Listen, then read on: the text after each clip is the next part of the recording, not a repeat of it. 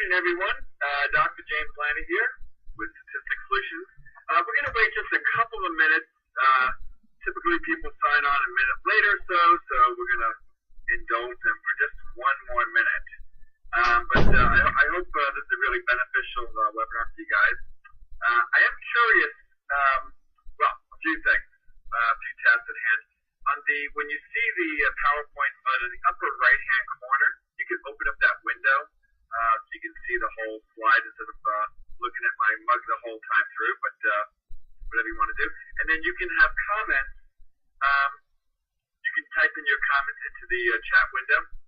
So I am kind of curious, though, where you guys are at in the process.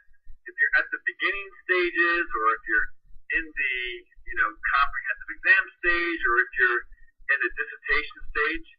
So if you would, chat that in for those that are in there. I am curious kind of see where you're at, and my counterpart here will let me know, what kind of responses you have. So yeah, if you're, still in coursework, just put coursework. If you're in, proposal, put proposal. If you're in results, put results. So I'm curious to see what you guys have going on. And okay, and it's 9:02. We'll just give it another few seconds, and we'll get started here.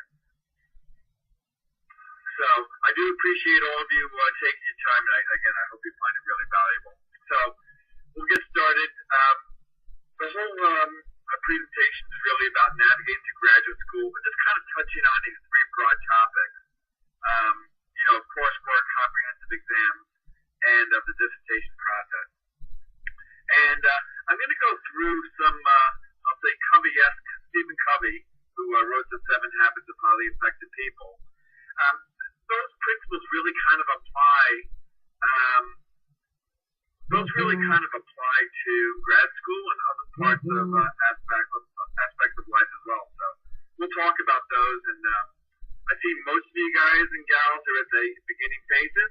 Perfect. So I'll make sure that I hit a lot of that. Okay. So let's just get going here. So the agenda for today is really kind of talking about these 7 habits, the private victory, public victory, law of the farm, and kind of, meld that to how that works with grad school. And then we'll talk about coursework, questions and answers, but you can, all the way through the presentation, feel free to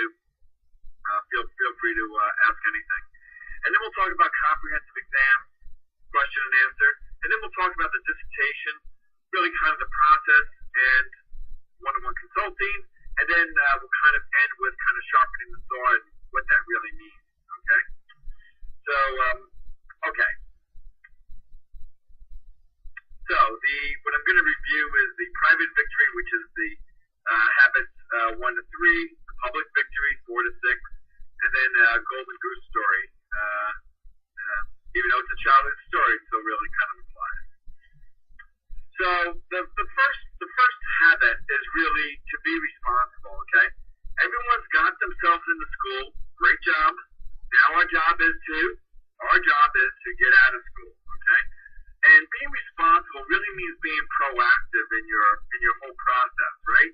So what's the opposite of being proactive? People who are reactive, right? Reacting to comments, not planning. So you really want to be responsible for what you're doing and being proactive what's coming down the pike. Okay. Second habit is really to have the end in mind, okay? And this means thinking about what happens at the end, right? It's the habit of having a vision and seeing yourself complete your dissertation, or complete your thesis, or complete your coursework.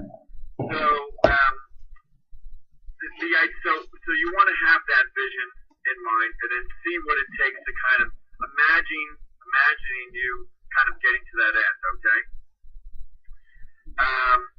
Okay, the third habit is really first things first, and this is the idea that you really want to keep your priorities straight, okay? Be it in your personal life, your work life, your school life, and you really want to make sure you're doing first things first. That is the important things first, right? And things like planning, right? And things that prevention, things of this sort. These are the first things, right?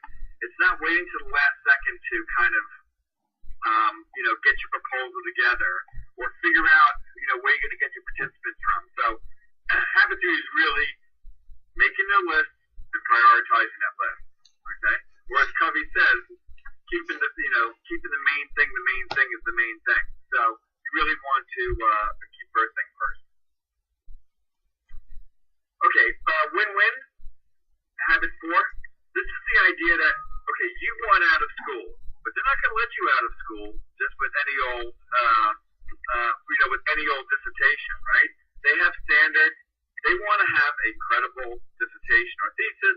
They want a good student coming out of there. So you really have to really see their side of the picture as well, and really look to cooperate. All right, it's a cooperative effort. When I was doing my dissertation, I thought, gosh, I'm going to do my own dissertation, and they're going to kind of maybe edit it, and then I'll move on. But it was much more cooperative, and they had their own ideas. So you have to see win-win in these situations, okay?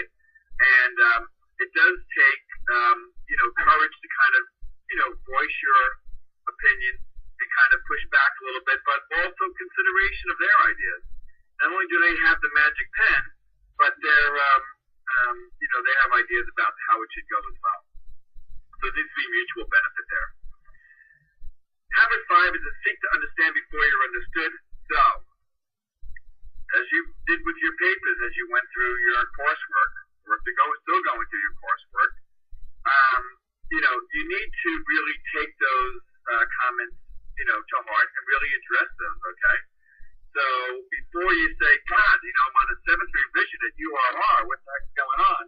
You really want to see what those comments are and put them in context, and hopefully they're substantive comments. But, it's a matter of really listening.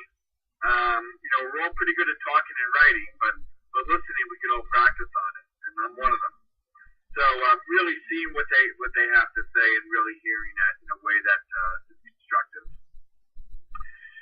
The 6th habit is really synergizing. So really what you want to do is say, gosh, their comments and my will at this project, we're going to make something terrific. Better than you would have by yourself, and obviously they're not going to do anything by themselves. That is the, advisors or committee or URR. So you really want to see it as a kind of a synergistic project that together you're making something fantastic, something that you're proud of, and something that you get, that you can finally graduate with, right? So, all right. Okay, so those are kind of a quick review of the habits. So really, it's, being responsible. You're kind of the author, right? Have the end in mind. See yourself finishing this darn thing. Making sure you have a list of priorities. And then, having a win-win situation with your mentors, URB, IRB, and teachers. Listening around habit 5, and then really seeing the project as something really cumulative, and just kind of even better than you would have done by yourself. All right, and again, questions anytime. So this cannot be any more apropos than it is for students, okay? And the law of the farm is this. Imagine cramming on a farm. Imagine forgetting to plant in the spring, flaking off and hitting it hard in the fall, ripping up the soil, throwing in seeds, watering, cultivating, expecting to get a bountiful harvest overnight. Obviously, farmers are not crammers. You're either a crammer or a farmer. And, I have to say, I did my share of cramming in undergrad, but didn't learn much. So this dissertation process or thesis process or grad school in general is really a farming activity. It needs to be planned out. Yes, there's going to be things that are coming down the pike you don't expect, or comments that throw you, or perhaps you can't get that organization for participants. That can happen. But the idea is to really plan things out. Okay? And by the way, everyone's going to have a membership that attends here. There is a free timeline on there where you can lay out some of the activities that have to happen during a dissertation or thesis. So use that timeline and at least kind of sync up so you're not kind of surprised and just get frustrated and say, God, it's been 6 months. use that timeline and start planning that out. And think like a farmer, not a crammer. All right. So let's talk about coursework. And I'm going to try to tie this coursework, comps, and dissertation all together. So the idea with coursework is, you have the best researchers in the world writing articles, creating methodologies. These methodologies they're beautiful once you understand them. But if you just try to cram the day before, like before you have a test or some kind of thing, or have to write a paper, it ain't going to work. You have to really take time, like several days. Take time to read it, let it sink in, let it be like, well, I don't understand this whatsoever. So, and then reread it. So it really does take time. And these guys and gals, in these top journals, these peer-reviewed journals, really are, top of the class. So it's going to take some time to read these things. So just allow yourself time for it. Regarding courses, I was fortunate, well, some of the times at least, to, have professors that really cared about me and were really kind of, I felt like they cared and they were really on my side. That did not make it easy on my writing though. So, they really edited the heck out of, what I had. So they're really tough on my writing, really tough on research skills, and that's okay. As long as there's a sense that they actually care about what they're doing. And, when I see these papers that there's writing all over the place, well, they took time to write that, Take that in, right? Take that in as a win-win instead of just that kind of thing. So, but this kind of, it's okay that they're tough on the problem, I guess is what I'm trying to say there. Okay, importantly, use this coursework to plan for your comprehensive exam. It's a great opportunity. During your comprehensive exams, you're going to be responsible for those that are doing comprehensive exams, you're going to be responsible for 100, 150 articles and book chapters. Well, you're going to read over them after you finish your coursework? No. Use your coursework to start slotting in.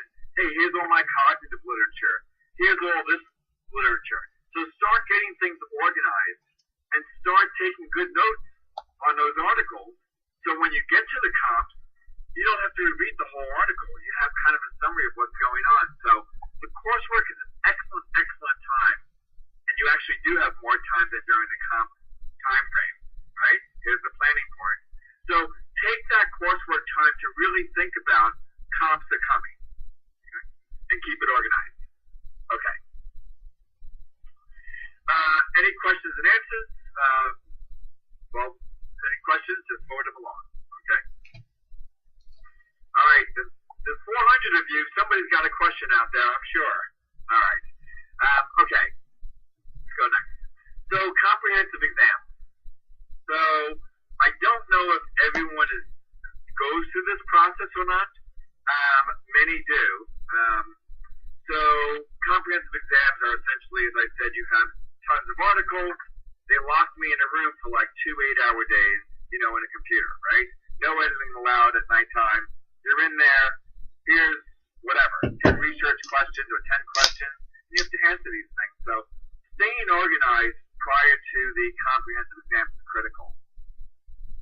Talk to other students about the process, You're not the only person going through this. There's other people that are going through it with their anxiety or not, and people who have been through it. So people have gotten through this process. So talk to them, connect with them. There's lots of forums.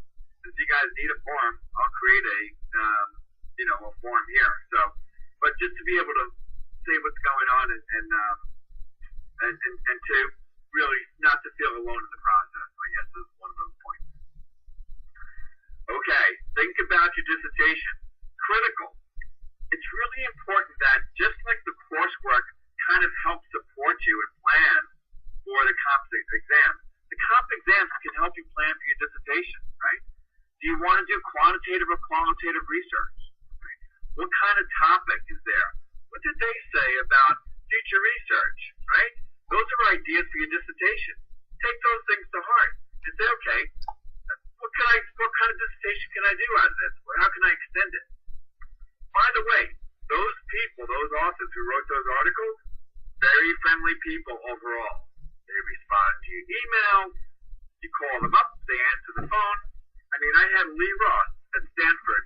You know, I was a kid that was a master's degree program.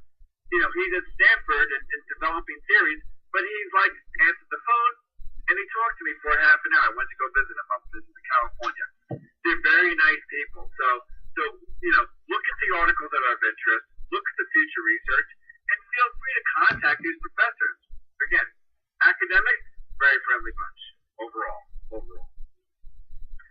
Stay relaxed. I mean, you don't want to be cramming up until the last second, okay? So, I mean, take that last day, take a bath, have a glass of wine, relax. I mean, you're going to be better relaxed than all stressed out.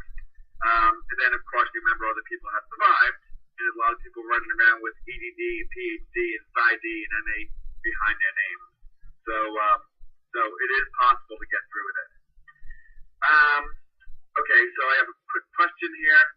Master's work include both exams and thesis proposal. Yep. How can you find original experimental research nowadays with so much data out there? Well, as I just said, you know, at the end of these articles, of scholarly peer-reviewed articles, and at the back of your dissertation as well, you're going to have to talk about future research. You know, look at that. You know, look to see what other areas they can have and contact those faculty. Okay, and feel free to ask questions as we go through. And okay, so the dissertation. I guess my one piece of advice about this whole process, if there's one message I'd like to give to you, is relax. Take a breath, relax. Again, everybody's got through this process, okay?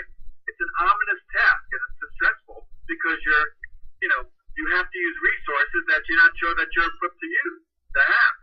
So everyone just take it easy, step by step, more of the farm. Okay. So here's my strategy, and in fact, even my competitors have kind of taken this from me. The methodology, even though it's the third chapter typically, we should do it first. So I say third things first. So what that means is that once you have a clear methodology, then you know you have a doable study, right? You have research questions that are clear. You have participants that you are thinking about that you're able to get. You have an instrument identified. Use those old articles, okay? People come to me all the time. They don't have instruments. We have a list of instruments on the website, okay? But look at the instruments in the articles that you're reading. If they're studying a particular topic on self-efficacy, they have an instrument that measures self-efficacy. So start identifying that, okay? So the methodology's got lots of core components to conduct a study. And in fact, I think about the methodology like a cookbook, right? Here is my cookbook, and you give it to your next door neighbor who knows nothing, and they can go create your research. So the idea of science is that it's replicable, right?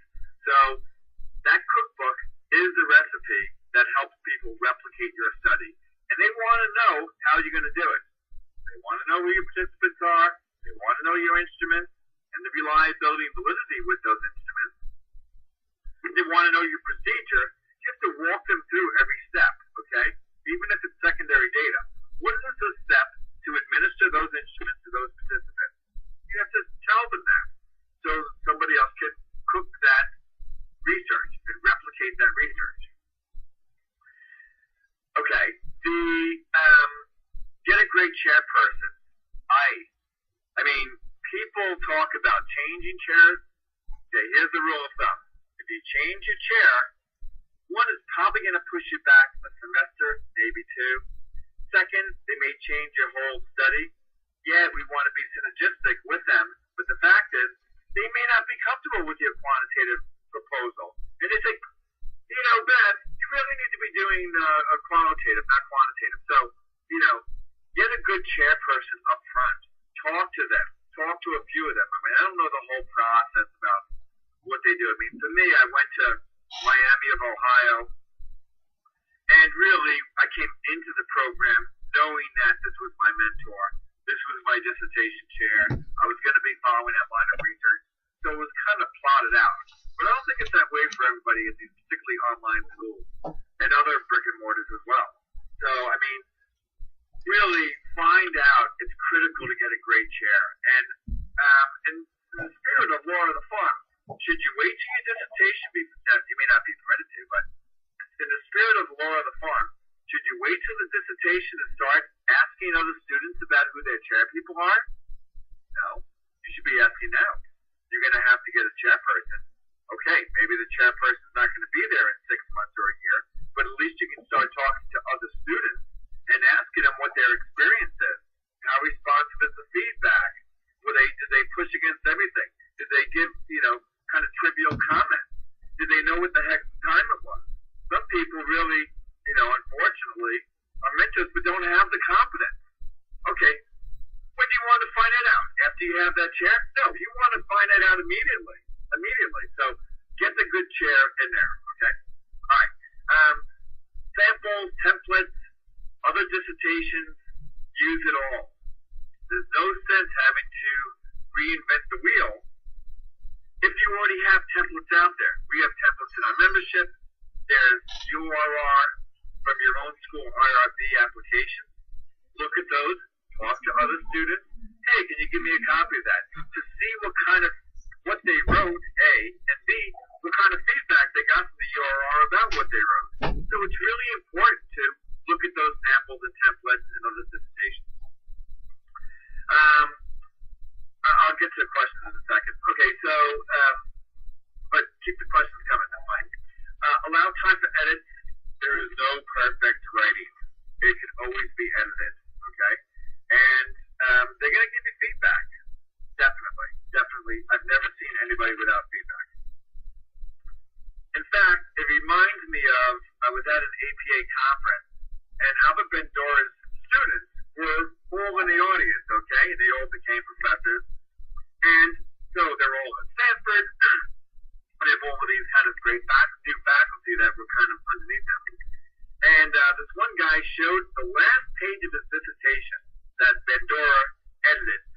Every single sentence was lined out and rewritten.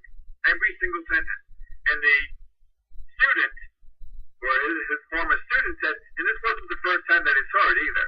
So expect edits. It's going to come no matter where you are, okay? No matter what program you're in, you're going to get feedback. And allow for time for that. And put that into your timeline, into your farmer's timeline. Okay. Manage frustration. It's a frustrating process when they give you back they've looked at the paper 3 times, and they're giving you different feedback, even though they didn't give it back to you, that feedback the first and second time. So, manage the frustration. I strongly recommend you not share your feelings about your frustration with your mentors, committee, URR. 1, they probably don't care. 2, it's probably just going to be another wall that they're going to push against. And guess what?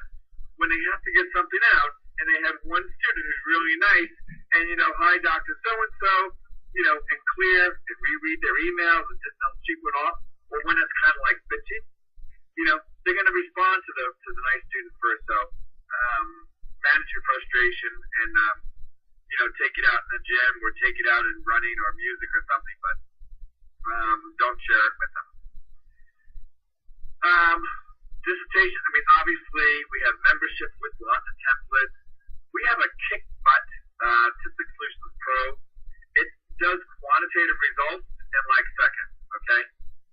It's like 1/3 the price for you competitors out there. It's 1/3 your price. I just want to tell you that.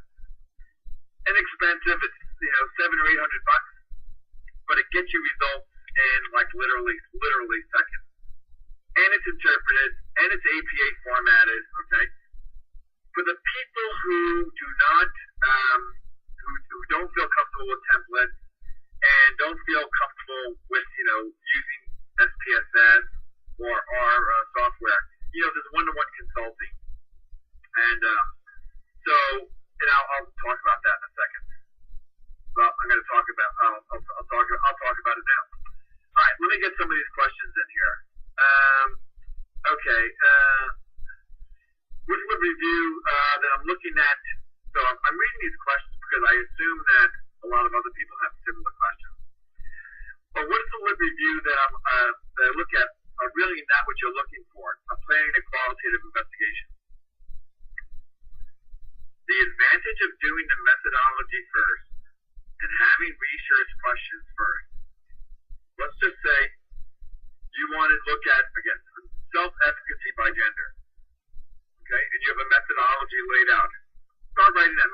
policy, even if they don't ask for it, by the way.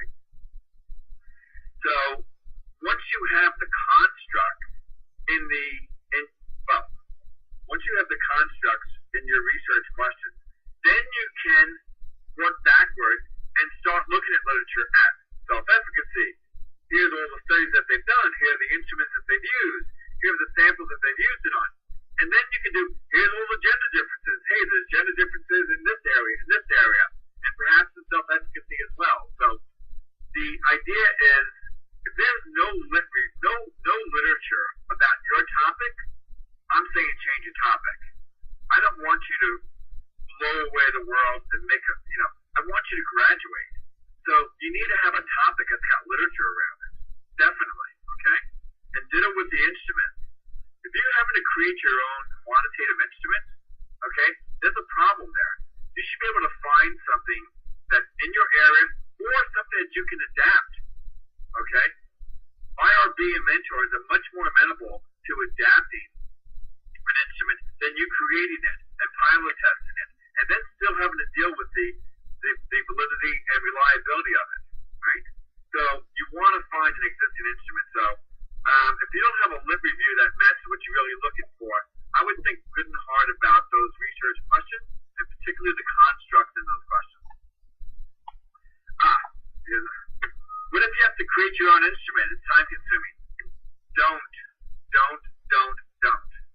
Unless you want to graduate in 2018, that's okay. Create your own instrument. But don't do it. It's a dissertation or a thesis. Find something that's out there that measures the constructs that you're interested in, or something that you can adapt. Perhaps that there was studies looking at self-efficacy by ethnicity. Fine, you can switch that out. Find something that's adaptable. So, do not create your own instrument. Literally, it's going to set you back time and money, and it's not worth it. There's something out there. And if you can't find something on your topic, I really question if you're not trying to change the world. You may be a high-achieving person. Fine. Terrific. Get out of school. Then continue to be high-achieving. But don't look to create your own stuff. Okay. What about using secondary data? Okay, the dissertation. How much should we discuss in lit review about secondary data? I don't think lit review has to talk about secondary data. First of all, hooray for you. If you can have secondary data, awesome. It's going to make the IRB process quicker. They're not going to give you pushback around it. So terrific.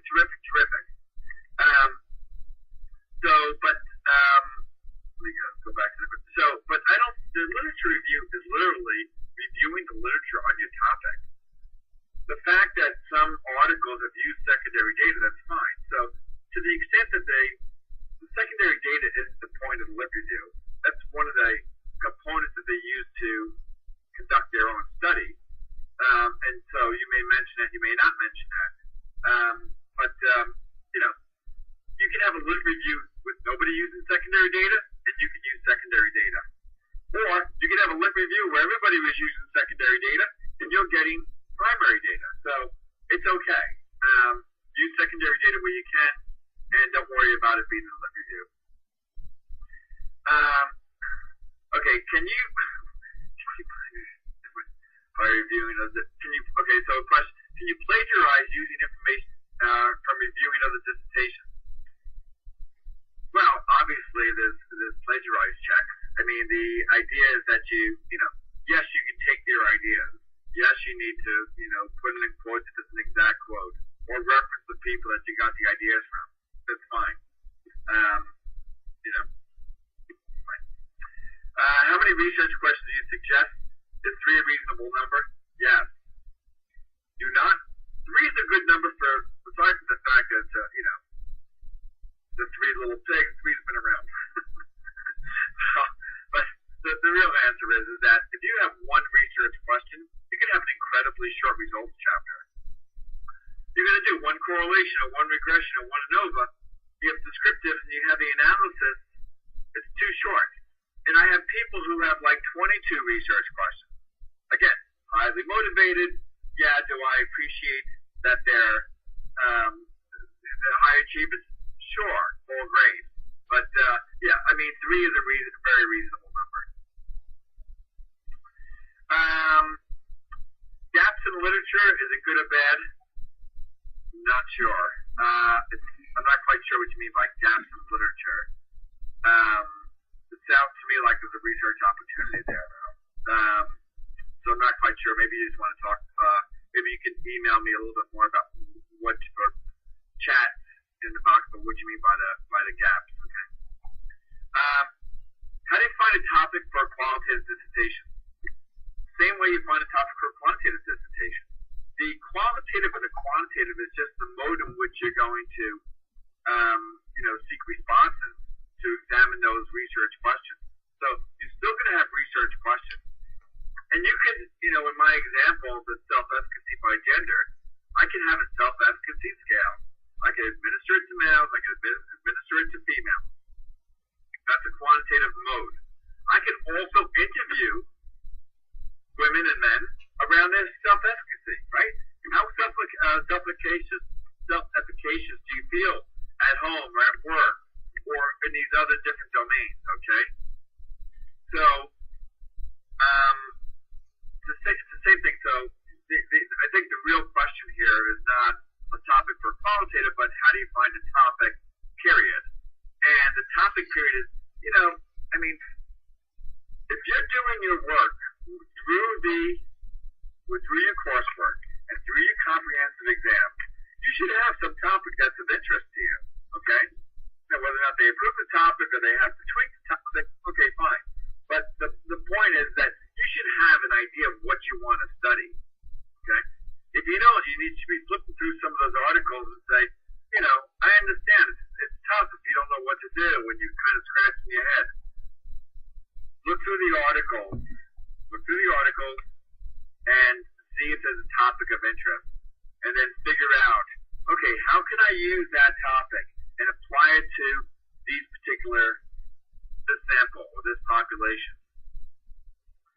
Or even a study that was done in the past, hey, you know what, that's still reasonable now. So maybe it's a timing issue, not a population issue, but hey, you know what, that was done X amount of years ago. I wonder if it still holds now. So look at those old articles. Okay, question. What's the difference between primary and secondary data? Good question, Mary. The primary data is data that you actually go out and collect. Primary data can be quantitative, it can be qualitative. Quantitative numbers like Likert scale items or endorsing numbers. Qualitative kind of semi-structured, open-ended interviews. And so you're actually out there collecting that data. Now, you don't have to physically be there. You could do it via, Survey Monkey or one of these kind of things. So, but basically, you're collecting that data from those participants. Secondary data is data that's already been collected. So people use, weather pattern data. They use data from the CDC. So there's lots of secondary data out there. And to the extent that you can use it, awesome. Secondary data is good. Okay, here's my quick pitch about one-to-one consulting. For everybody, particularly in the beginning stages, now, I'm booked up all next week, the week after them, okay? And you tell them that you attended this webinar.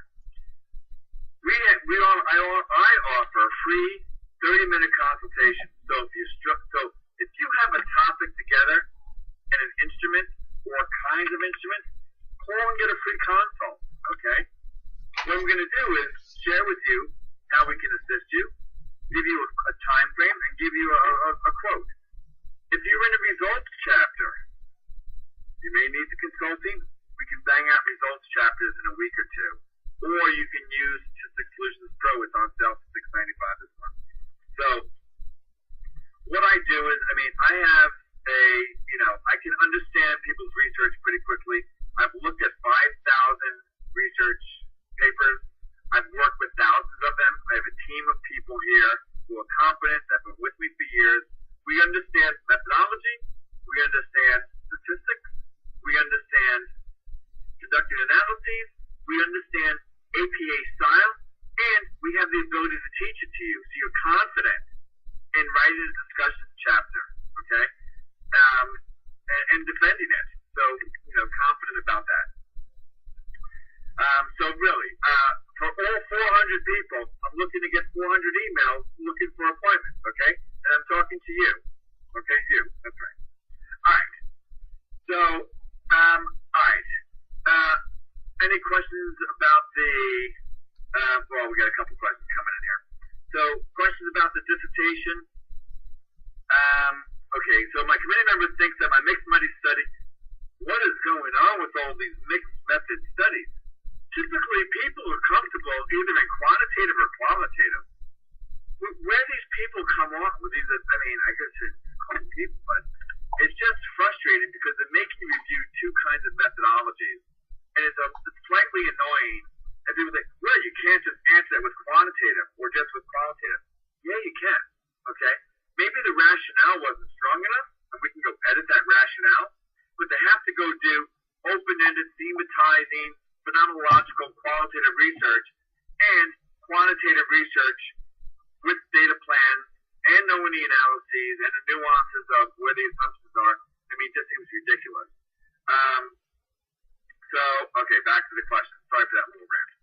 So my committee member thinks that my mixed method study is really attempting two studies in one. Perhaps, Pat. So what's the fact? Pick a method you're comfortable with and tell them, you know what? Upon reflection, that's the listening part, right? So, yeah, maybe we'll narrow it down. And honestly, I kind of like that feedback from them. Excuse me, I like that feedback that they're really trying to, in my brain, it seems like they're trying to scale it down, okay? So, I think it's awesome that they actually gave that comment. Some dissertations do have several studies involved in it, okay? That's not the majority of what's going on, though. So, really, I say hooray, you probably got a good advisor. And yeah, pick a methodology, pick one of the studies. So, question, do we assist with the data analysis? And if so, how? So, yes, we do assist with data analysis. So, what we know for sure is we're able to, in a very, very short, I mean, when you get on the phone with me, in like 3 seconds, I'm going to look at the phraseology of that research question, and I'm going to say, my staff's going to write up a data analysis plan. Those data plans they're really critical because in the old days, you used to just look to protect the participants, okay? That is, hey, you know what? I wonder what the effect of this drug is on them, okay? Well, so they were there to protect the participants. They're much, much more stringent these days. They do care about the data analysis plan. And if you have the wrong analysis, they're going to kick it back to you. Let's just call that a month between me and you, okay? Because that's what's going to happen. So the data plan, they're scrutinizing every aspect of it. So you need a clean data plan. And my staff, we write up, hey, what are the appropriate analyses? What are those assumptions that justify why it's appropriate? And then we, explain it to you so you get it. We give you, support around it. So, okay. So, yes, we definitely do data plans. I particularly want to talk to those 400 people who are in methodology, data plans, even if you're in the beginning with research questions. We should talk about the methodology. And then certainly if you collect the data or are about to collect data, so, call or email Melissa or Carrie, or just go to Statistics Solutions website and you can email us. If we're using mixed methodology, it's okay to do some of our own sampling research for your own qualitative. Okay, what is it? If we are using a mixed methodology, okay, is it okay to do some of our own sampling and research for your own qualitative? Well, yeah. I mean, you're doing qualitative. So mixed method is doing quantitative and qualitative. The qualitative aspect, you probably need to get primary data. All right, I'll keep asking questions. I'll keep answering questions. So feel free to come in. The habit 7 is sharpening the saw. This is really important for everybody. So it's the quick example of that. Some guy is sitting there with a dull saw and he's hacking away at the tree. He's not getting anywhere. And some guy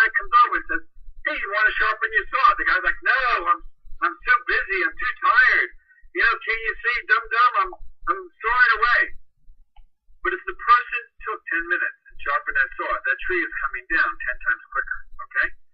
Take time to renew yourself. The second example of this habit 7 is really the goose and the golden egg. So, the quick recap: 4 farmers found the goose lays a golden egg. Every day, golden egg, golden egg. The farmer becomes fabulously wealthy, but also impatient. And in his impatience, he lops off the head of the goose. He sticks his hand in to find no golden eggs whatsoever. The point is this: if you don't take care of the goose, you don't get golden eggs. Guess who the goose is? You're the goose. I'm the goose. It's our job to take care of ourselves. What do we mean by take care of ourselves? Emotionally, spiritually, socially, intellectually. Okay? These are all important things to do, okay? Particularly physically. So, I mean, you have to take care of yourself. If you're run down, look, everybody has issues come down to life. There's illnesses, people die, people get divorced, there's all kinds of situations. Temporary things, I won't say temporary, but, you know, things that occur are things that occur. You're going to deal with that, agree with that, do whatever you do. But the point is to take care of yourself, particularly in this process. Okay? So, take care of the goose, okay, and sharpen the saw. And I'll just add to that, you know, I had a Joseph Campbell used to say, you know, one way to take care of yourself is really take an hour a day. Do something that you really love to do. That's a very renewing activity, okay? So even if people don't appreciate it, you listen to crazy music or silly music that nobody else appreciates, that's okay. You like it. So take time to renew yourself, all right? Okay. And let me see here before we get going. Okay, so I'm going to just answer this. Okay, so what kind of help can you offer in the methodology section if I'm an approved concept paper? Good question. So if you have an approved concept paper, you still have to go through the RIB process. So really making sure that even though the concept paper is approved, so they approve your general kind of topic or your general kind of research questions, you still have to make sure, it doesn't mean it's going to be approved all the way down the pipe. So you want to make sure that the research questions are in statistical language, right? You have a clean data plan. They may approve the concept paper. Your committee may approve the proposal. The IRB may not. In the farming metaphor, you want to plan for all of that. You want to type all the way through. And it's better to get it typed as early as possible because you guys are paying heavy tuition. Get through this sucker, okay? Get it right down. So we help with, certainly, you know, any negative feedback you get, you should be putting a phone call in, for sure. You don't have to struggle by yourself. Put a call in. We'll talk to you. You want to get that concept paper and that proposal right. So it's right all the way down the pike, all right? And then certainly, you know, if you get through and you're in the data collection phase, you need to call up for an appointment, okay? For sure. We'll expedite that process, and you'll be happy to be moved on to a discussion section, defending your dissertation, and getting that out of there, and moving on to your best life. Can we assist with qualitative phenomenological results chapters? Yeah, we do. In fact, mine was a mixed method. You know, what are we going to do? So we can assist, and I thematized, you know, for a year at my kitchen table with colleagues. So yeah, I mean, we thematized the excerpts. We also are very familiar with NVivo. We can use the open axial selective coding process if that's what your advisor or committee is wanting.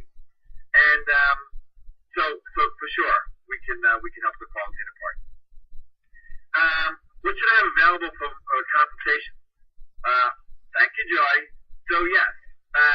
So what you need to do, send everything you have. The last thing I want to do in a 30-minute consult is be, you know, emailing back and forth your information. Send what you have, okay? We don't use what you have. We have thousands of these things. We don't want your data. We don't want your report.